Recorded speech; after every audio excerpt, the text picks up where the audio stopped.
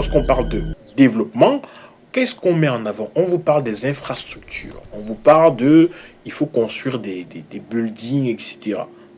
Alors, construire, oui, mais avec quoi?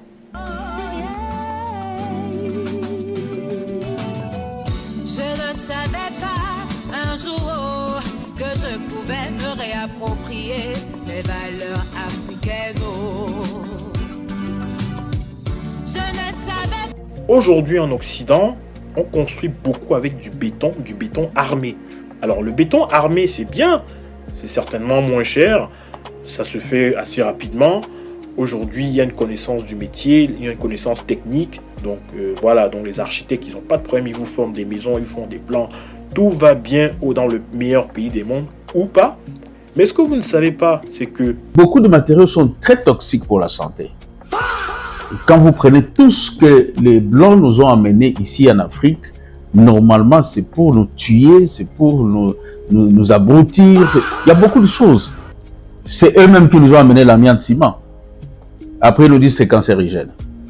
C'est eux-mêmes qui nous ont amené la tôle. Aujourd'hui, ils nous disent 50 ans après, la tôle est cancérigène. Et vous allez remarquer, madame, aujourd'hui, dans les jeunes dames, dans les jeunes mamans en Afrique, il y a des cancers des seins, il y a des cancers d'utérus, il y a cancer de ceci. Mais vous allez au village, ces maladies-là n'existent pas. Parce que les villageois habitent dans de très bonnes conditions avec des matériaux appropriés au climat. Je prends un exemple. Vous avez une brique en ciment. La journée, elle absorbe la chaleur. Et les soirs, elle fait un effet contraire. Je m'appelle Brunel Joseph Guibalé. Je suis architecte de formation et président de l'Ordre des architectes. D'abord, il y a un petit complexe en nous les Africains. On pense que ce qui est africain, c'est mauvais. Mais je vais vous donner un principe, un vrai principe de la climatologie. Quand vous arrivez dans un pays, pour savoir les vrais matériaux de construction, il faut aller au village. Parce que les villageois, ils connaissent les climats plus que tout le monde. Et vous allez voir qu'en Afrique, généralement, dans nos villages, les maisons sont construites en paille ou en feuilles de la forêt, là, avec l'argile et le bois. C'est ça le matériau normalement qui est approprié pour notre climat tropical. Et avec la colonisation, le blanc voulait vendre ce qu'il avait. Il nous a amené les ciments, il nous a amené des briques, il nous a amené... Ce sont des choses qui ne sont pas adaptées à notre culture. Et ce qui est aberrant aussi, vous allez voir même les intellectuels aujourd'hui, dans le domaine de l'architecture, ils vont vous dire qu'il y a l'architecture traditionnelle, l'architecture moderne. Qui est traditionnelle, qui est moderne? Quelle humiliation! Parce que ce qu'on appelle moderne, c'est traditionnel quelque part.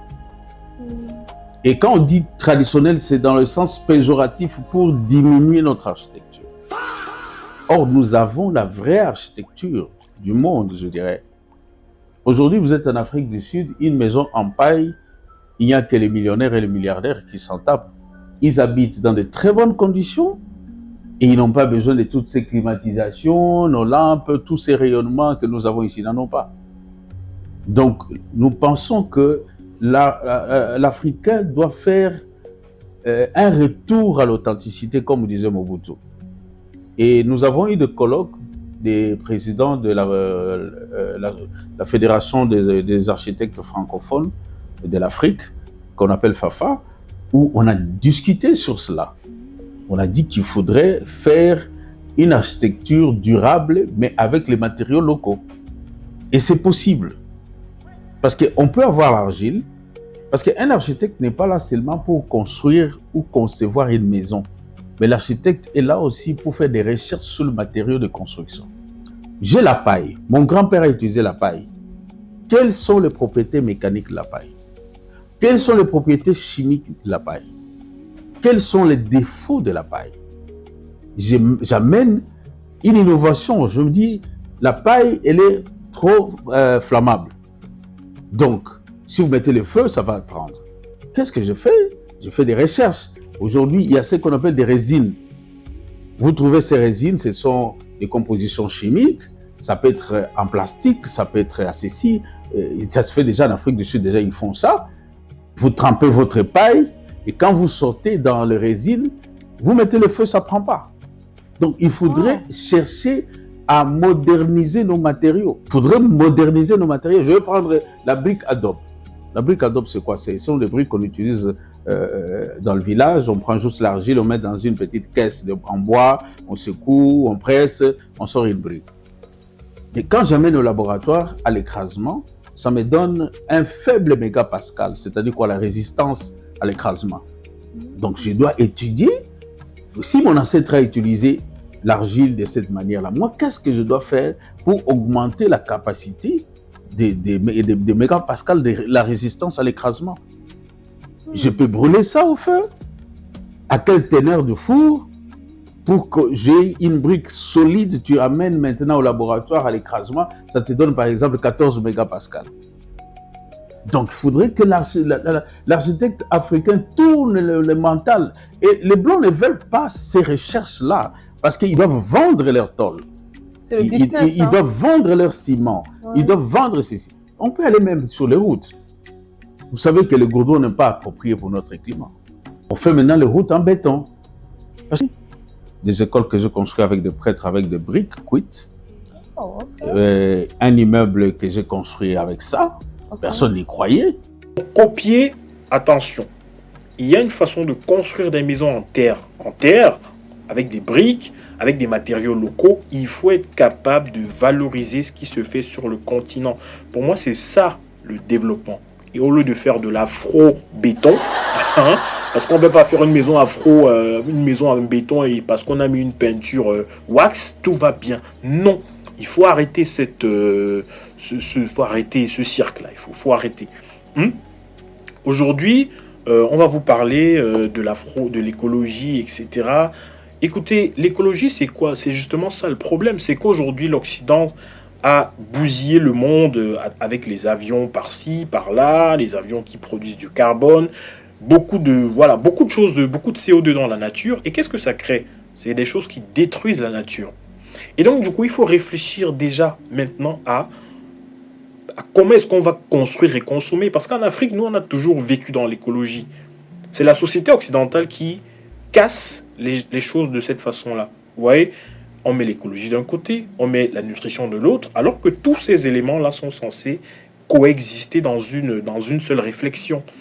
Tu ne peux pas détruire le sol pour être dans la surproduction et après tu es surpris que les sols sont endommagés, tu fais de la surproduction parce que tu veux construire plein de bolides, de voitures et après tu es surpris que bizarrement, pourquoi il fait trop chaud en Occident, on a trop chaud, le réchauffement climatique, mais c'est parce qu'on a bousillé la nature. En Afrique, nous avons toujours été proches de la nature. La preuve, nous la considérions comme une entité divine. Ça nous a même taxé d'animistes, de personnes qui crient des arbres, etc. Ok, il n'y a pas de souci. Mais c'est bien la preuve que nous sommes écologistes dans notre essence. Et on n'a pas besoin de faire de l'afro-écologisme. On n'a pas besoin de copier des concepts comme ça. On l'a en nous. C'est eux qui doivent venir nous copier. Et pas l'inverse sur certains sujets, bien évidemment. Il y a beaucoup de personnes dans la diaspora qui essaient toujours de se rapprocher un peu plus de leur culture parce qu'ils n'ont pas eu la chance de vivre dans des pays africains, ils n'ont pas eu la chance de recevoir une éducation à l'africaine ou du moins d'en comprendre une langue. Et vous avez aujourd'hui une solution qui s'offre à vous, une possibilité de pouvoir apprendre des langues parce que nous avons beaucoup de mots dans la diaspora que nous traînons. Il y a une forme d'érosion culturelle qui existe aujourd'hui, beaucoup de langues africaines sont en train de se perdre parce que dans la diaspora déjà les gens ne pratiquent pas et même sur le continent le fait d'avoir utiliser les langues importées font que nous perdons beaucoup de nos langues. Aujourd'hui, même lorsque les gens veulent apprendre, il y a une barrière de l'apprentissage. Et ça, c'est vraiment dommage. Et bien entendu aussi pour répondre à la question de la crise identitaire, la solution c'est Medjoop. Medjoop, si vous voulez vraiment comprendre, c'est une plateforme qui va vous permettre plusieurs choses à la fois. La première chose, c'est ça va vous permettre de traduire plusieurs langues. C'est quelque chose que les gens n'ont pas pour habitude de voir, en tout cas pour les langues africaines. Vous avez un outil qui vous permet aujourd'hui de traduire plusieurs langues africaines, c'est Medjoop. Mais ça ne s'arrête pas là, bien entendu. Vous avez sur Medjoop aussi une bibliothèque numérique de contenu Et cette bibliothèque numérique de contenu, c'est ce qui vous permet justement d'apprendre un certain nombre de choses, d'apprendre de vos langues, d'apprendre les similitudes linguistiques qu'il y a entre plusieurs langues de plusieurs pays. Vous avez aussi la possibilité de suivre sur Meetup des cours en visioconférence, les amis. Et ça, c'est quelque chose d'important. Vous avez donc cette possibilité de poser les questions directement à vos professeurs. Si vous voulez apprendre par exemple le Lingala, ben pourquoi pas. Vous voulez apprendre par exemple le Douala, pourquoi pas. Tout ça, vous allez pouvoir le retrouver sur Meetup. Le Wolof, n'en parlons pas. Meetup est donc un espace communautaire finalement où vous allez pouvoir vous retrouver pour apprendre un certain nombre de choses sur votre africanité. Le fait de parler une langue africaine va vous rapprocher encore plus de votre continent et de vos ancêtres, les amis. Donc les amis, pour Meetup, c'est très simple. Je vous ai mis tous les liens en description, notamment le lien d'abord pour arriver sur le site de Meetup pour comprendre comment ça fonctionne, le lien pour avoir plus de détails parce qu'il y a beaucoup plus de choses que Meetup propose que ce que je viens de détailler. Et donc, retrouvez tout ça en description. On y va tout de suite sur Meetup. Même si vous n'êtes pas concerné, mais vous connaissez peut-être une personne qui a envie d'apprendre, vous avez peut-être un enfant qui a envie d'apprendre une langue, c'est le moment de prendre la décision.